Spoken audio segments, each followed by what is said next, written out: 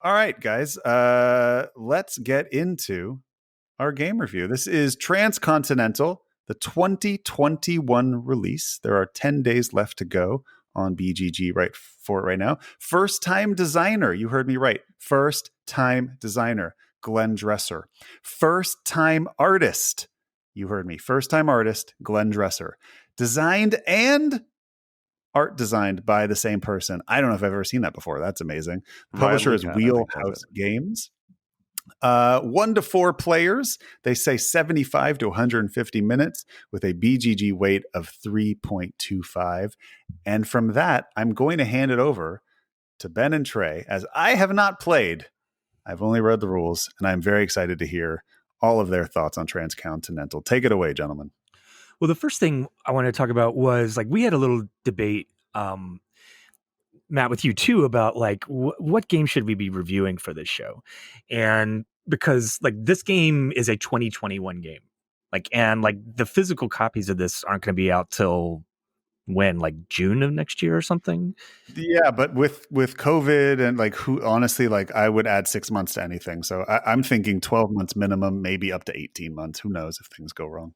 That's right. And so, like, why are we reviewing this? And I think just like the reason we're reviewing this is because of COVID. Like, the way we're actually playing games right now is we're playing them online, and like this game is, ready to go right now. And frankly, with like the best tabletop simulator mod that I've ever seen by a long shot. So just to people listening, like, yeah, it's going to be hard for you to get your hands on this game physically for a long time, but you can go and play it on Tabletop Simulator right now. And I think if you do, you're going to think pretty seriously about backing it for the Kickstarter.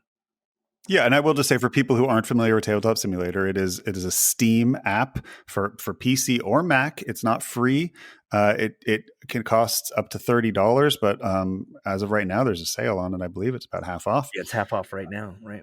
And then all mods for it are free. You have to be a little bit savvy to understand how the Steam Workshop works in order to figure it out, but I'm sure you could Google that. But yeah, if you get your hands on Tabletop Simulator, you can play this game for free right now. All right, so what this game is the Transcontinental of the title refers to the Transcontinental Railroad that is built from east to west across Canada. And your role in this game is kind of like as a company or one of the powers behind building this railroad. It is a worker placement game in that there are spaces on the map in which you place your tokens or workers. And this is one of those worker placement games that's kind of like Zolkin, where you place a marker, but you don't actually like trigger it until you remove it. And so there are various phases of this game in which you're placing your worker, which in this game was called like a telegram, which holds your spot in one of these worker placement spaces. And then when you actually get to an action phase, it has a really interesting mechanism where this kind of like train is going down the track from east to west to the point in which the rail ends. And you're triggering as you go. If you pull off one of your workers, you only get 3 plus 1 possible bonus one every round. You're triggering a kind of like a couple of different provinces or areas that are on both like the north side of the map and on the south side of the map. So they're kind of offset slightly so that each worker that you place is triggering something on the top and the bottom, but each province can be accessed by 2 spaces. I know that kind of sounds a little bit confusing, but you're developing the Canadian countryside as you move west and extend the rail all the way out to, I guess, Vancouver or the west coast of Canada. And so it does one of those things that they call it, I believe. Yeah. It does one of those things that good worker placement games do, which is that at the beginning of the game, you have kind of like a minimum number of places where you can go. And then as the game expands, you get more and more options as you're kind of like ready to deal with them mentally. And also you can, start to control some of these regions. So you get unique action spaces that you can go to. as you play. So think of it that way. It's a worker placement game, and like this, it's unique in the sense that you're both expanding the space in which actions are placed. And another way that's interesting is you don't actually have a personal inventory in this game. It's not like when you grab 3 lumber, it goes like if you're playing Agricola and you got 3 wood, it would go into your personal inventory. In this game, when you acquire 3 wood, it goes on the train. And like your access to resources is limited to by what the train can hold. And so part of the thing that you're managing in this game is the limited capacity on the train to hold resources that you then use as the train travels back and forth across the countryside. Every one round in the game is the train moving west, extending the rail line, and then the train moving east back to the East Coast, and then that's a one full round. And you probably play the game in like five or six rounds in the entire thing. But there's this kind of train mechanism of like what the train can hold, and then how you expand that in the game is also like a very unique thing that I haven't seen before, and I really also kind of like it. It's like there is no exact permanent. No personal inventory. It's more like a competitive shared inventory. So before we get into like the nitty gritty of how that works, because that inventory aspect of it, that train is such a unique and special thing. I do want to have like a big drill down moment with that train mechanism. But before we go too deep into that, I just want to like take a bird's eye view of the theme and the art of this game before we really drill into how this game really works and like what makes it so interesting and fun and why we are like chomping at the bit to recommend it. This game is beautiful. It has a beautiful artwork. The board, and on the east, it's sort of like has these lush reds and orange tones, almost like a watercolor or oil painting look to it. It's gorgeous to look at.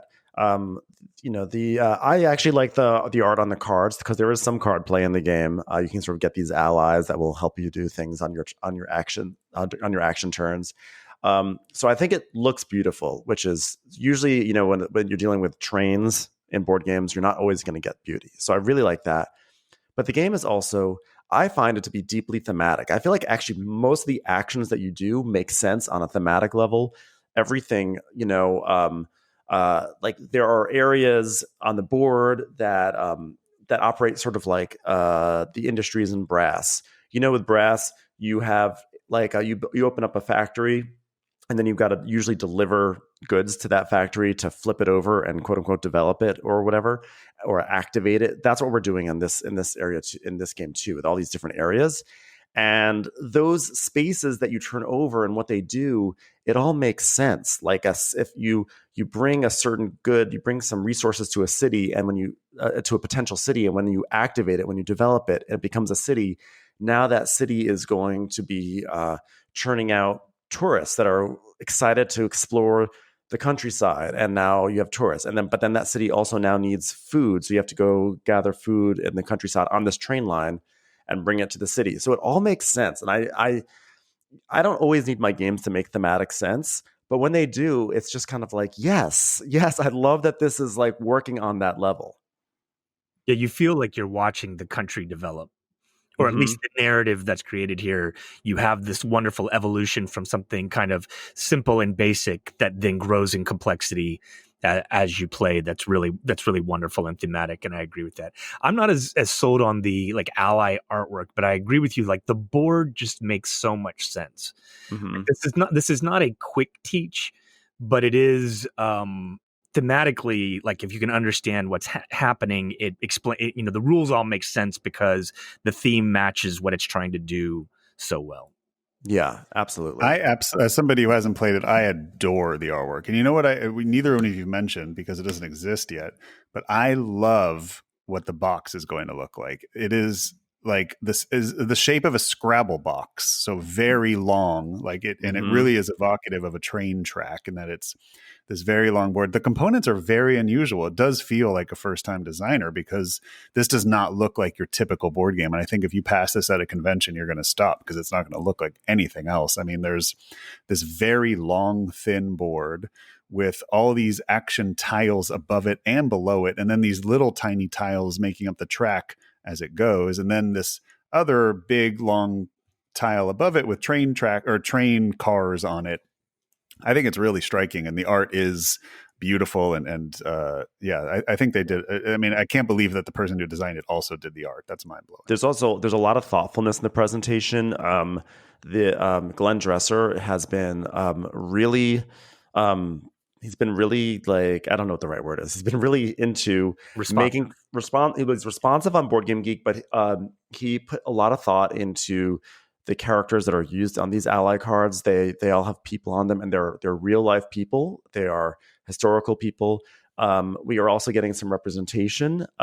We are seeing people of color on these cards that were like real people of color. You know, sometimes with some board games, there's a lot of whitewashing. We're seeing there's definitely an Asian character. There's a black the allies man. were a chance to get some real history and rich into this game. And there's more ally cards to come, and it looks like there is the potential for even more diversity, which I just think is great. I think it's great, to that we are not getting just a whitewashed version of history, and that he's put in that thought, and he has actually included little bios with everyone. It's just it's a nice touch on an already excellent game. Do we want to talk about like the game, the game itself? The game itself, yes. One of the things that's going on, the railhead mechanism, which is where as the train travels east, it's going to reach the end of the line. Mm-hmm. And then we're all going to secretly bid on our contribution towards extending that line. And then based upon how big of a contribution we made collectively, that will extend the line anywhere from none at all to 6 or 7 different kind of like scoring tiles. So you make a contribution, and that can be, 0 up to 10 or whatever as the game progresses, and that you're actually helping to build the railing line, but it's a secret bid. And then whoever contributes the most kind of like gets their pick of the litter of the scoring tiles. And almost like half of the game is in like what kind of contribution you make to building the train itself. But there's some really delicious decision space in how much do I contribute based upon what everyone else can contribute. Like, I would really love Tom to play this game because Tom seems to always really excel at bidding type of games. And this is one of those ones where you're going to kind of secretly decide how much you're contributing, and then everyone reveals. And there's plenty of moments of like, oh man, I really overspent. I didn't have to spend nearly that much, or maybe I contributed a lot and it only benefited somebody else.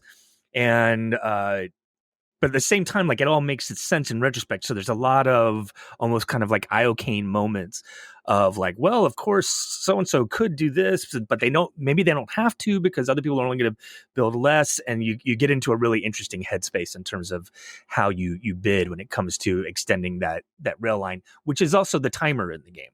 Yeah. When you complete the line, there's going to be like one little half turn after that of kind of final scoring, but like the quicker you build the line, the shorter the game is also, which is an interesting thing. Yeah. So can I jump in and just say, because I feel like this will be a good bridge to the next segment of your conversation. So I watched Rado's playthrough of it, and my reaction was, that looks cool. Then I read the rule book, and my reaction was, that sounds cool. I was surprised by how sort of basic it was. Like it feels like, okay, there's pretty basic worker placement. There's an auction mechanism. The way that your resources are stored on the train, and then you come out and sort of, you're sort of area majority fighting for the developments. That's interesting. But if I didn't know you two, I don't know if I'd be backing it without having played it. Just based on watching the media and reading the rule book, I think I would have gone, that looks okay. That looks like a neat little, it looks light. Honestly, that would have been my initial reaction, was like, this feels like maybe even like a low to medium weight game. So as somebody who hasn't played it, including all the listeners out there, tell me what makes it more than a sum of its parts and what it feels like to play. Well, I'm glad you asked that, because It's actually, I think, listed as a midweight game. I actually think this is a heavy game. I think this is a full-on heavy game in a great way, because every single thing you do in this game creates a massive decision tree, and whatever you decide to do is going to impact everyone every single turn. Nothing can there's almost no decision that can be made lightly. Whether you decide to contribute 2 resources to something or 3 can have a huge fundamental impact on your game, on everyone else's game, and that consideration of what other people are doing and how you have to cater to that or deal with it or how you're going to affect someone is really where this game comes alive for me, because there are tons of rich decisions, and it's basically the decisions really come down to, I think, how you want to place your telegrams and how you want to use your resources. So in terms of the telegrams to your workers, whatever, I mean, this, TREY described how there's like you put them down and then the train comes along and we resolve as we go along. Think of Kanban when you put your workers down on that track and then we resolve from left to right, and a lot of times there are timing issues you have to deal with your workers. So it's not just that you're going for a spot, but almost every single action space on the board can be shared by 2 people, and you're either going to be the one who gets resolved first or the one who gets resolved second. And so there are chunky issues of just how you place your pawns. Like, oh, I need to do this. I have to get to that spot first, because if I don't get to that spot first, then TREY is going to go there and he's going to do something that like can only be done at that time, and I'm going to be left out of an amazing opportunity. But if I go second, not only do I get to activate this important spot that I need to do, but I also have access to another spot, and which also is really important for something else. So now you are just in the simple act of placing your pawn, you are now thinking about 5 different things. Yeah, it reminds me of Crystal Palace in that sense, where I read the rulebook to Crystal Palace and was like, okay, seems pretty basic. And then TREY and Tom were like raving about it. And that's also a game I still haven't played that I'm dying to. That's just like, I'm just like, man, it must just have it must just like really shine like when you're actually good comparison, because it does follow that same pattern of there's a phase in the game in which you are in Crystal Palace where you're placing your dice. You're saying, I'm going to go here, but then you're competing over those various regions, but you don't actually get the benefit until you like remove the die, like you then travel through the board and get things in a certain order. There's kind of a 2-stage system there that's here as well. I mean, not exactly the same, but it's a decent comparison. What Ben was saying, like, I think, yes, simpler mechanisms, not simple, but simpler mechanisms that then provide for some very deep decisions. There's a lot of races. There's not aggression per se, but there's definitely a major, it can be very cutthroat in that, like, one of the things we haven't really covered here is, part of what you're doing in developing the Canadian countryside is if you contribute significantly to the development of the countryside, you in a sense get an ownership of that space, and it can almost become like a private action space that only you and other people that help develop it have access into the future. Then that can be a huge part of your engine building, and there are opportunities for to essentially like cheat people out of their contribution there. That all comes down to timing. So like that's a pretty good game for Paul on that level. But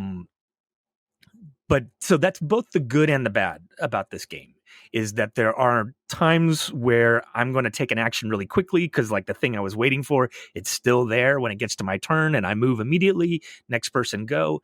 And then there's other times where somebody does something right in front of you and you say, okay, guys, sorry, hold on, this is going to take a minute. Yeah.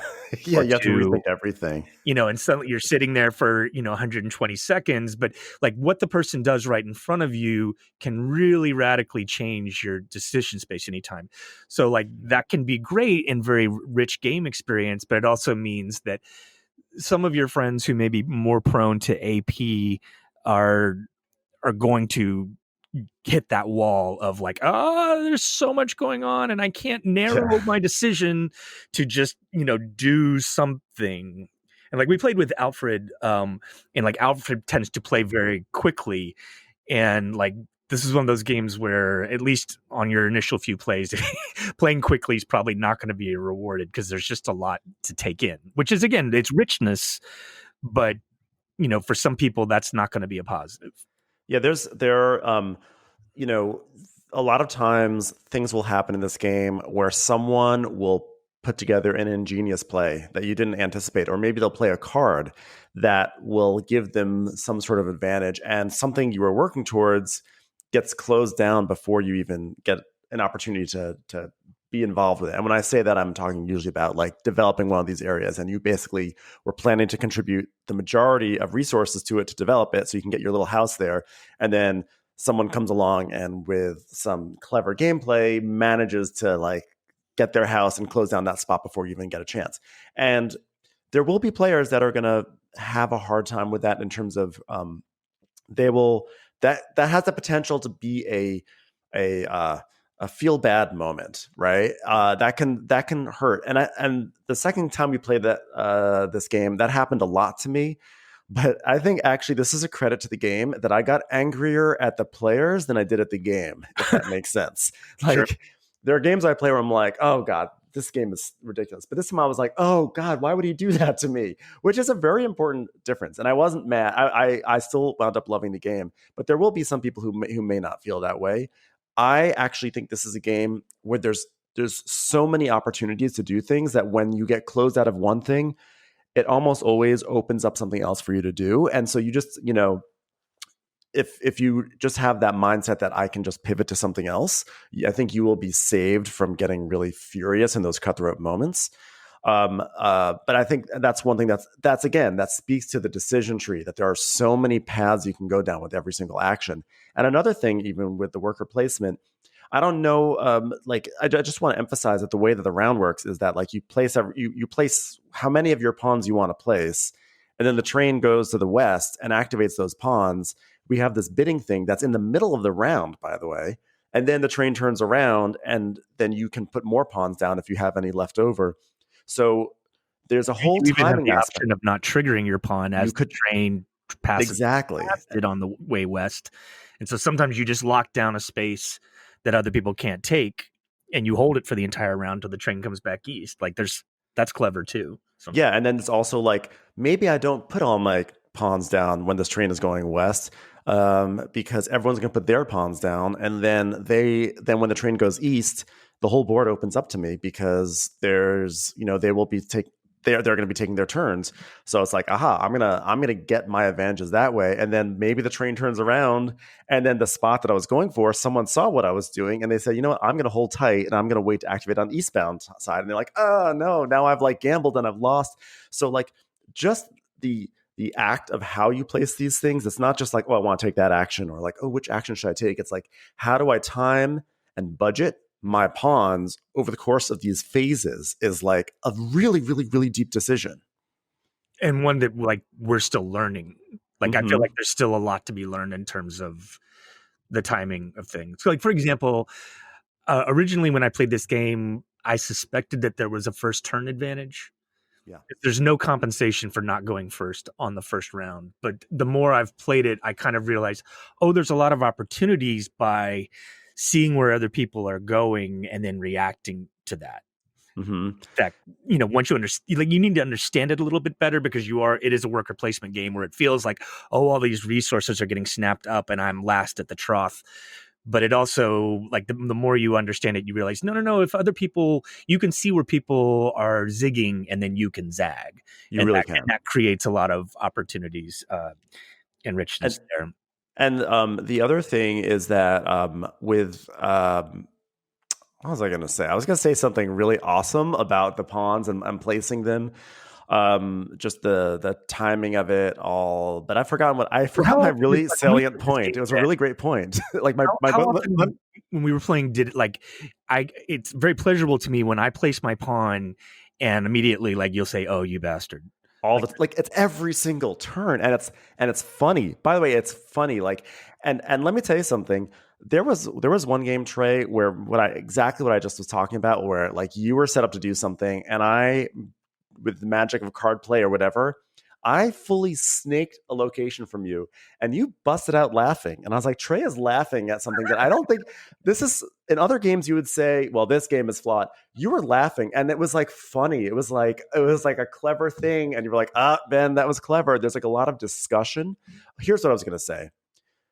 So I just a few seconds ago, I mentioned that like every area that you can develop can be accessed by 2 worker placement spots. That's sort of like the early and the late one, right? In the Kanban line. And then in turn, every worker placement spot, almost every single worker placement spot is attached to 2 different locations. It's sort of, when you look at the board, it'll make sense. Right. But what's really interesting in this game too is that when we talk about developing locations, so again, we're delivering goods to a location and there's a minimum amount of goods that need to be delivered.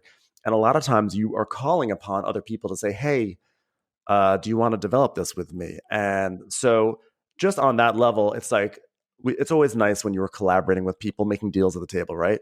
So what's really funny about this game is you come together to like, yeah, let's do this, let's build it. And you develop this location and you got these 2 houses. And now there's this awesome action spot with, that like you've developed. And now you guys are in competition to use it. And like the fact that like you were cooperating to like make this amazing spot and now you guys are enemies, right? Like that is brilliant to me. Can I ask a few questions? Sure. Yes. Please. So my concerns would be with a first-time designer after reading the rules. I would have concerns about the balance of the endgame condition cards, those sort of secret conditional cards, and also the balance of the allies cards. With your limited plays, can you guys speak to that? Yeah. I think I might have a little concern about the ally cards. Like they don't seem all completely equal, but I don't know enough yet. And they're definitely very different. And you definitely have to kind of like you pull these cards and then it's like, how can I make best use of my ally cards? And that's been fun. So whether it's completely balanced or not, I'm not sure. I care. There's also, by the way, there's also a big asterisk with that, which is that the ally cards are still under development a little bit. And he's been really good actually This is an unfinished game. Yeah. And the mod itself is also not up to date with the cards because the decks are supposed to be of a certain size. I'm not going to get into the minutia of it, but the decks are supposed to be of a certain size and they're not as big as they should be. And so as a result, there are parts where you're supposed to be drawing like a weaker card, but you wind up getting a stronger card. So the card play has like an element of wonk to it just because of the mod needs some adjustments that the designer has admitted. He said in December he's going to adjust it. So I think the card play is strong. Especially because there are 3 stacks of cards, and like the farther west you go on the board, the stronger the cards get when you pull from them. But when you the cards are strong, but you also have to dedicate a very precious action to take the strong cards. And so I think the balance there is supposed to be like, yeah, it's a good card, but like you are really like, especially late in the game, you kind of can't give up anything, and you have to give up a precious action. So I think I see balance in that. And in terms of endgame scoring, endgame is actually pretty mild. Endgame scoring is pretty mild, pretty minor. For a Euro game, it's not as heavy as what you would be used to in a lot of other games. Okay. Yeah, I think the endgame scoring is actually mainly there to guide your strategy in the beginning. I think it's mainly, basically, you get some points for where you've built your houses, and because every action spot has icons on it, so you sort of want to collect 3 of like maybe 3 smokestack icons or 3 this icon, that icon. Right. So it sort of helps you because the icons are not just put out there. Gives you a little bit of direction at the beginning, which is kind of the point, but it's a pretty low, wouldn't you say it's a pretty low bar to achieve? What percentage of your score are those cards, would you say? It's not a big thing, but you do want to get them done because we've had games that have come down to only a few points. So like you want to make sure you're on top of it. Another fun thing about the gameplay, and this is going to start to segue into the resource management aspect, because there's a whole section that like I've been going on and on about the worker placement aspect of it, but there's a whole section that has to do with resource management, and this sort of segues into it, which is that there's also really fun opportunities for leeching onto other players' moves. That's like really funny. Like, let's say TREY has set himself up to develop a city, and he has all these resources. And then I just like put my like one piece of wood in there, and then I like get myself a house too, and Trey's done all the work. Like that's like really funny when that happens, but it's also fun, and it means I have to be constantly thinking about what Trey's doing and what his situation is, because if I see he's going for an opportunity, I say, ooh, with minimal investment and work, I could get involved with that too and get a huge payout. And I think that's great. You're right. You have a finite action economy, but the way that development actually works is that when someone is developing one of these Canadian regions, you are saying, okay, I am developing this region with wood or coal or iron. And then you identify a certain point in the train and you start contributing those resources to the development. And so if you were kind of like downstream on the train, that's how you kind of leech on someone else's actions. And so there's a lot of really smart play in terms of like just getting your resources on the train in certain spaces where you're like able to take advantage of other people's actions. And it's both that it's finite, but then there's a tremendous amount of kind of like your position on the train matters too. Yeah, because I think Trey, you said it perfectly in one game when we played. Our resources on the train are in little queues, which is, by the way, thematic to the idea of we're playing a train game, right? Because often when we see a queue of things, we always call that in life like, oh, there's like it's like a little train. So our resources are like their own little trains, and basically, let's say we have we're talking about wood. So let's say we got two wood cars on the train, and each wood car can hold, I think, four pieces of wood. And whenever you gain resources, no matter how you load it onto the train, those resources go to the rightmost spot of on the train, and so you fill up from right to left. So when you are on the train early, if you get your wood onto the train early, and you know it's your wood because it's your color. When you're on early, that's really good because you're guaranteeing that you have space on that train, because space can run out for the wood on the train. So like it's really important to do that. But then if you develop, the way it works is, let's say I start with my first piece of wood. You go one at a time. You go from the first piece of wood on the train all the way to the back of the train of the wood. And so you choose where you start when you do development. You choose. Sorry, but wherever you choose whichever piece of wood you want from the train of yours. But then we go to the left. We just go to the back of the train. Like, you want to put wood on there? You want to put wood? How about you? How about you? Oh, it's me again. I'm going to put another piece of wood on. And this is a way that like people can piggyback onto you.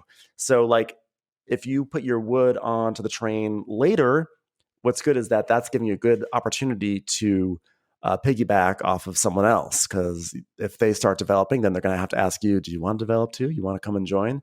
But then you run the risk that there may not be room for you if you do it later. So then there's all sorts of timing and just how you gather your resources. Yeah, it just ends up being, again, kind of like very rich in a way that would not necessarily be immediately apparent, Matt, if you were just reading the rule book of like the implications of this kind of shared resource space, which is the train, which is again is so thematic that works so well. Should we talk about the mod here?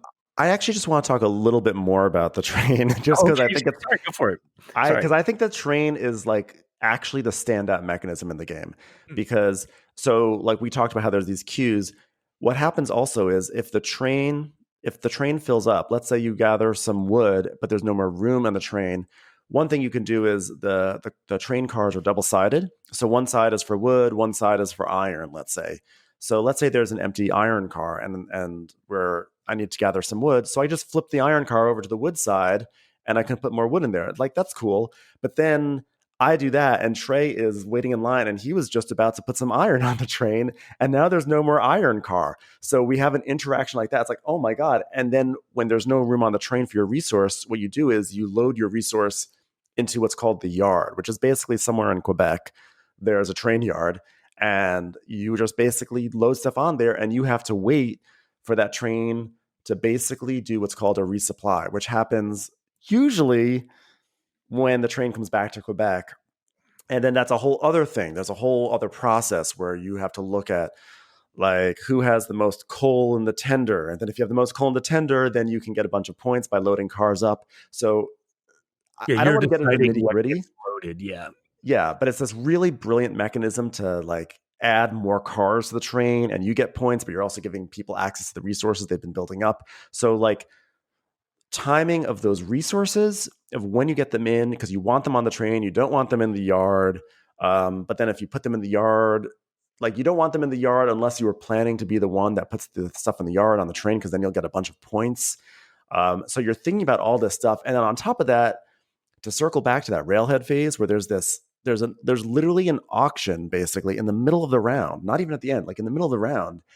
So while you're doing all of this stuff, you have to be constantly thinking to yourself, how much do I hold back for this auction? Because there are major points to be had there.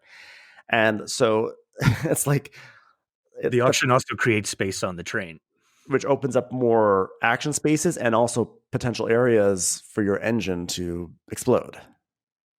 Can I ask you about the blind bidding? So I'm struggling to think of a game with blind bidding that I actually really like. I often find it does sort of devolve into an iocane situation of which then just sort of becomes a coin toss. Like, well, Paul thinks I'm going to put in 2, and therefore he's bidding 1. So I should bid 1, but then, if he doesn't bid 2, then I don't get the thing. Like, just talk me through how that's not just randomness. I'd like to hear what Trey has to say, but I'll say it much more articulately than I will.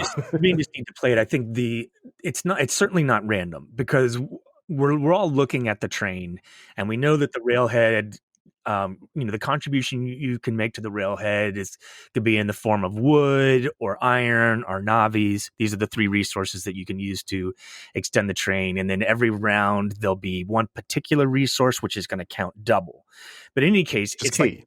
Which is key, but it also means like you can look at the train, and this is all public information, and see that, for example, okay, Ben's maximum contribution could be 10 this round, and my maximum contribution could be 7. Somebody else's might be 4, and then like maybe another player has nothing to contribute. So that actually has a huge implication in terms of like, if, like, for example, we score a bunch of tiles, somebody who made a large contribution can get 2 tiles, and even theoretically even 3 tiles. But you're dealing with public information, Matt. So it's not random in the sense of any kind of coin flips. It's more the person who has the most control. And then the question is, how little can I, like, what can I contribute that's going to be like, do I want to shoot my wad now, or does it make sense for me to wait? And there's just a ton of times in this game where you kind of you're in anguish. Remember, Elder had a horrible moment of anguish. It was like, oh, I can't believe I spent that 1 cube here because I needed it later on, and I forgot that I needed. So you're finite. Well, that's a question. Like, how often in the game do you find that after the blind bid auction you overbid or you underbid? All the time, all the time. But it's delicious. It's hilarious. Yeah. It's a fun part. Like. And you know what's also cool? I mean, the psychology of the bid is crazy, because there was one game where we were playing where TREY and TREY's friend Josh had like the same amount of goods on the train, and Josh was going to. They both knew that like if it came down to it, Josh was going to win with a tiebreaker, because being farther ahead in turn order is the tiebreaker, and so TREY knew that he would never get first place on this auction. And so he then, as the train was sort of like heading towards that railhead, as the auction was looming, TREY was like, well, I know I'm not going to come in first, and I know I'm pretty much guaranteed second. So why do I have to keep all 10 of these resources? So then he starts putting his resources into developments along the way. And then Josh is like, wait a second. Like, yeah, I'll get these tiles, but now TREY is picking up all these points along the way with these developments. I want to get involved in that too. And then suddenly, what seemed like it was like a fait accompli, like that this was going to be, they were just going to blow out this big game-ending auction. They were suddenly going nuts on these developments along the way, which then gave me an opportunity to then all of a sudden become very competitive in this auction. And like, again, like the fact that the game allowed that to happen, that there was like a dynamic element, like what TREY did TREY did something that Josh had to consider. Like he couldn't just sit there and be like, okay, I'll just keep on going. It was like really important for him to see what TREY was doing and think about it and see how it impacted his game and move forward with it. And then as a result, what they were doing then made me have to reconsider everything I was doing when I realized I had a shot at this auction. Like stuff like that is really cool to me. Little things that other people are doing seems to have a big impact on your own game. So like mentally, you're constantly attuned to the game, right? Like even if you're not doing anything, what other people are doing should have a major impact on your calculations, which is like, that's one of the real signs of a good game, in my opinion, is if you can like walk away when it's not your turn and then come back when it is your turn. Like that's a sign that I don't really want to play that game. Whereas if the situation's kind of like changing constantly and you're mentally staying alert and involved every single minute, which is what this game is, like that's the sign of a great game. Yeah, and another thing we have completely not even discussed is that there actually is a variable setup with this game. All these action spaces that we talked about, there's like three regions on the board, and within the regions, the action spaces get shuffled and put out. And the way that those action spaces get put out creates new game experiences. It's still the same game. It's still, you feel like you're playing. It's not like, whoa, it's a whole new game, but it can create synergies with the spaces that affects everything. Like if the card draw space is earlier on that train track, we might have a heavier card game. If you have, there's an action called portage or portage, as we sometimes call it, which allows you to take things from the yard. It's the only way you can get stuff out of the yard and send them off to the board. And if you have an action spot that has 2 portages on it, that's incredibly powerful. So suddenly that becomes a premium spot. There's all that stuff. We barely talked about the fact that there's this bonus pawn that you can play. You can sort of like get an extra action. So knowing like, oh, I have to do that double portage, for instance, but it's also really important for me to get that bonus pawn because I need to, if I'm not getting my bonus pawn out, I'm not having as many actions, and where that sometimes you might have the first round, the bonus pawn isn't even available, just how the board comes out and where things are really, it actually affects things. And I like that it feels consequential. It's very consequential. Everything is consequential. So can we talk about the mod now? Yes. You talk about the mod. For one thing, like it's easily the best mod I've ever seen on Tabletop Simulator, but it also, like, I didn't even know the Tabletop Simulator was capable of the level of programming that has gone into this mod. It's not just that some stuff is automated and it kind of has this amazing, load at the beginning of the game where it does the random setup and it sets it all up for you. It's that almost every single action or even thing you do in the game is automated in a certain way where it's keeping score for you, it's spending goods for you, it's correctly orienting the goods on the train in the proper order. It has almost like a heads up display where it's tracking the various phases. And so I think some people looking at this mod should just kind of like, wait, there's just a lot more engine in how you can build a game on Tabletop Simulator than I ever knew before. And like maybe I might say, like, as a criticism of the game, like this game without the mod would be really hard to play. Like this, I think the reason the mod is so good is because it needs it. And like, I haven't played the game physically in person yet, but I suspect that the in-person game of this might feel a little more fiddly. Yeah. Because there's a certain amount of tracking that the game just does automatically for you here, that if you are actually like playing the game and constantly having to adjust, okay, the train just passed by the wood, so we're going to move it from 1 wood to 2 wood, like, and here it's all automated. And so there's just less bookkeeping. Yeah. And also, like, again, with the resources, every time you take a resource off the train, everything slides to the right. So there could be situations where things, like the mod takes care of all that stuff. And by the way, real quickly, I just want to say, as I said that, I remembered just one little footnote about the railhead thing. Another reason why that railhead blind bit is so brilliant is that it's a way to clear the inventory off the train. So that way, when it goes eastbound, there's all sorts of new opportunities for people to load up resources, which is really, really smart. Anyway, the mod. No, that was pretty much it. Other than like it does, I think, open up the possibility of like, oh, we could see some really fantastic programming on future board game mods through Tabletop Simulator. I just had no idea it had that kind of capacity. It's a remarkable mod. It's unlike any other mod. We've seen mods that are really good that have good automation. This one is like takes it to the next level. It's just a great example of a mod. I think it sort of starts to take it to a board game arena place a little bit, almost. It's a great mod. I will say I'm excited to try it in virtual reality. Yeah, there are some red flags. I will say there's some red flags about the game. Not really red flags for me as much, but things that people should be aware of. We talked about the cutthroat quality, how that could. Some people might get frustrated by that. Mm-hmm. I have found that especially for people who are new, there sometimes seems to be some difficulty grokking some of the concepts. And when I say concepts, it's not even the rules, it's like the implications of what they do. Like Elder had a moment in a game we just played where he had he threw in a resource onto a city that he thought he would be able to, he thought he'd be able to sort of sneak in and get a house on there. And then he got muscled out.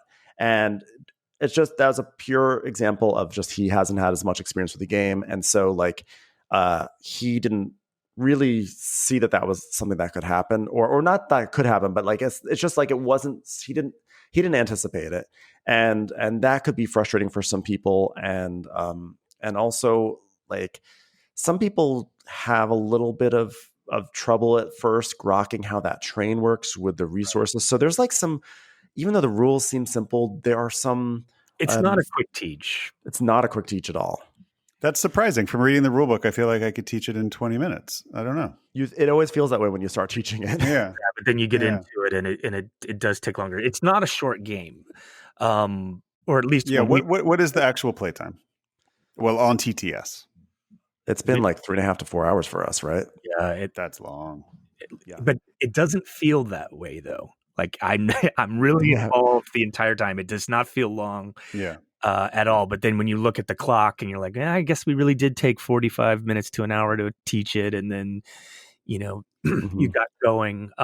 It's a game that definitely benefits like a lot from repeated plays, but it isn't quite as quick as you might think. But Ben, I think you would say like, I've enjoyed every second of playing this game. So it's never felt too long, even though objectively it's longer. It's a longer game. And things can change a lot in the game. Like there are a lot of times where you feel like I am just out. There's no way I'm coming back. And then all of a sudden you realize, oh, I could be doing this. Or someone does something and you realize I could take advantage of this. Someone pours a whole bunch of resources into the yard. And then you realize if I put some coal into the tender, I could do a resupply and get myself 13 points in one fell swoop, and a house and all that stuff. So there are always opportunities.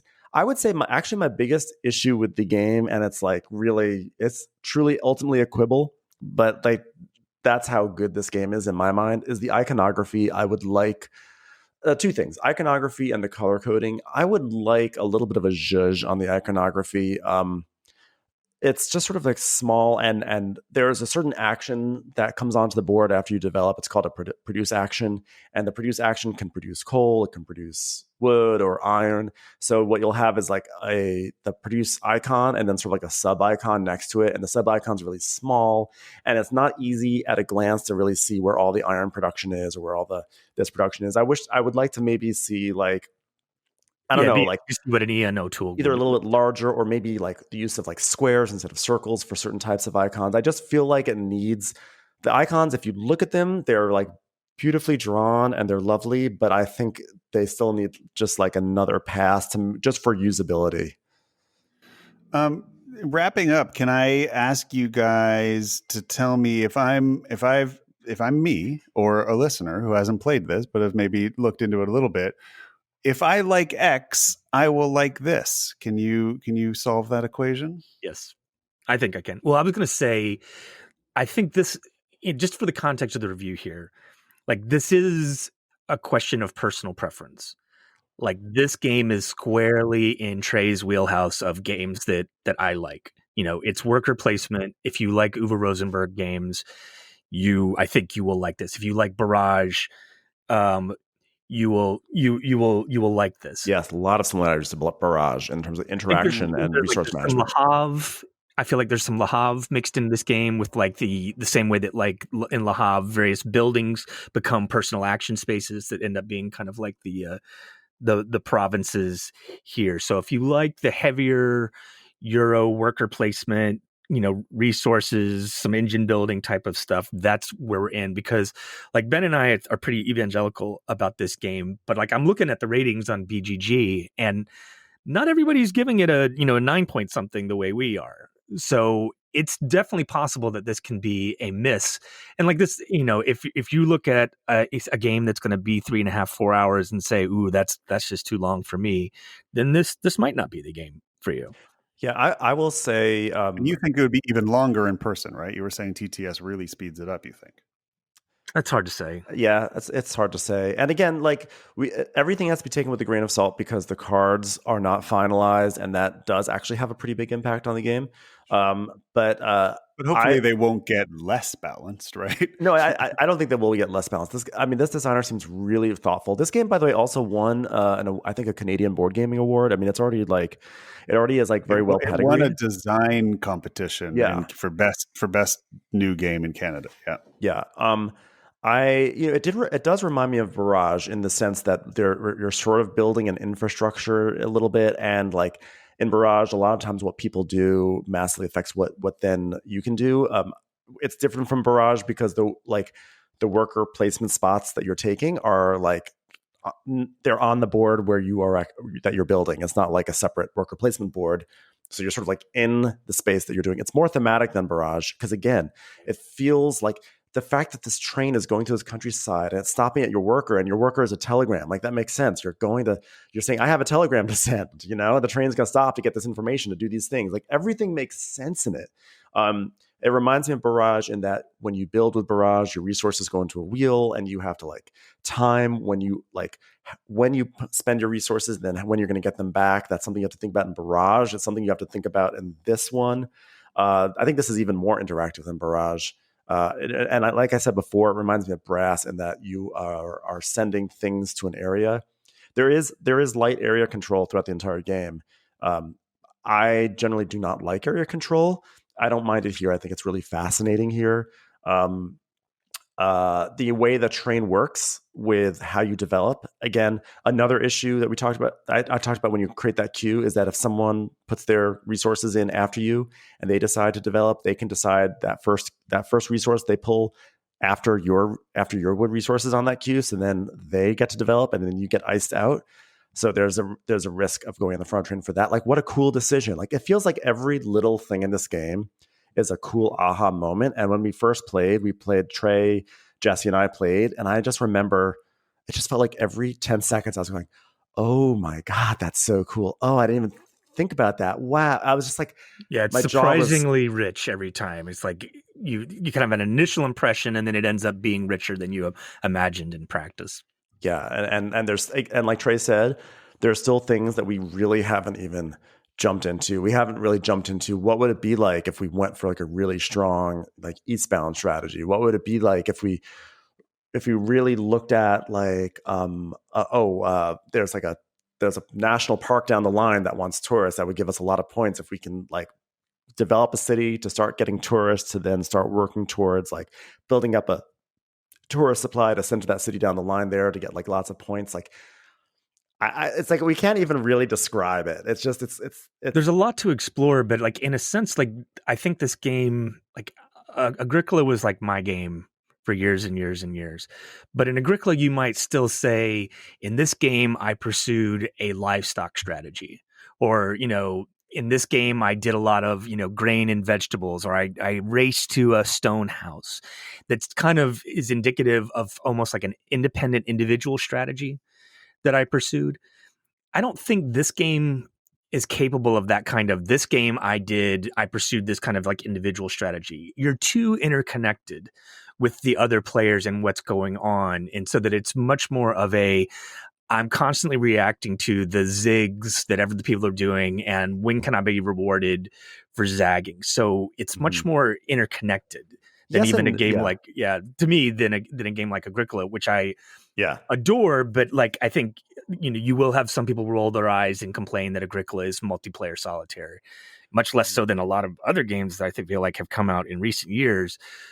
But the level of interactivity here throughout the various phases of the game is incredibly high, and that's going to make it, to me, very replayable. And I also find myself, Ben, like when we've played the game, like we're thinking about, ooh, I'd really like to play with, like I want to see how Tom engages on this bidding mechanism. Like this may not exactly be Matt's thing, but like I think he would enjoy this. Like I'm curious to see how other people would approach it.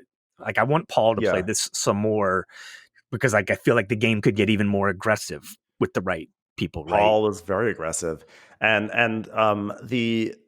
they're just it really is mind-boggling. I do think that there's so many rich choices in it. You can have strategy in the game for sure. I agree. It's not like you say, oh, I'm doing the clay strategy or whatever it is. But what you can do is you can say, the game that I did the best with was one where I said, okay, I developed this lumber yard or whatever it was, and now I have access to lots of lumber. So I am going to create synergy between here and here, and this is what I'm going to work with right now. Because it can get very distracting because you can leech onto everyone else's actions so much, and you can say, well, do I want to contribute like one piece of iron towards that, and that way I can get a house over there? Yeah, that would be cool. And you do that, but it actually dilutes your focus, and so you get some easy points, but you're not really focusing on, like, you have to be like really smart. There's a lot of trade-offs. Yeah, that's one thing I've learned. Like in the first game, I just developed wherever I could, and then but when you get to the late stage of the game, when you sort of develop wherever you can, you just sort of don't have a lot of stuff to work with. But if you just like say, this is what, like, okay, I've developed this, I need to do this, and then you could sort of like, and then you just sort of, it's like a kindling, and then you just sort of like let it, you sort of like all of a sudden you're just like spewing out resources wherever you in this little engine that you've created. So you do have strategy. I don't think it's always apparent where the strategy is, but you can have strategy. But it can be hard too, though, because people can derail, no pun intended, your strategy very easily. Well, I think we've given people definitely enough to make a decision at this point. And look, we don't want to become a Kickstarter podcast, but this one felt different to me. The way you guys were talking about it, the amount of hype you had for it, the fact that it's a first-time designer, the fact that it wasn't, raking in millions on Kickstarter at the moment, it felt like the right thing to talk about. And it happened naturally. We were supposed to do a different episode this week, reviewing a different game, and it didn't happen. And it was like, you know what? There's 10 days left on this. Let's break our Kickstarter rule and talk about this. And I'm really glad we did, because this does seem it's rare I hear you guys be so effusive about a game. Yeah, thank you for giving it this opportunity, because I think this is an important game. I think this was bar none the best gaming experience I've had all year. Probably the best game I've played since Barrage, like without a question. And I think people should play it. I think this, by and large, people will really love this game. If not, well, Trey and I will love it. But and if you're listening to this, the week that the podcast is releasing, you have a week to play it and check it out before you back it. Absolutely, play it, and again, like do know that it's going to take some time to play. But I hope that people really enjoy it too. And by the way, we have to give a thanks to the Facebook group, because it was because of someone on the Game Brain Facebook group who posted about this and said, "Hey, I just looked at the Rahdo run through, and this looks like an insta-back for me." So I was like, "Oh, let's see what that's all about." And then I looked at the Rahdo run through. I was like, that does look pretty amazing. So then I insta-backed it. And like, if it weren't for that now person you've posting infected Trey. Yeah. And then you infected me, and now we're infecting 3,000 listeners. Paul also thought it was, I don't want to speak for him, but he also said that he also really enjoyed it. Alfred really enjoyed it, but he did mention that there was a point where he was able to get up and walk away for 30 minutes because he didn't place anything like Eastbound. So he had no actions.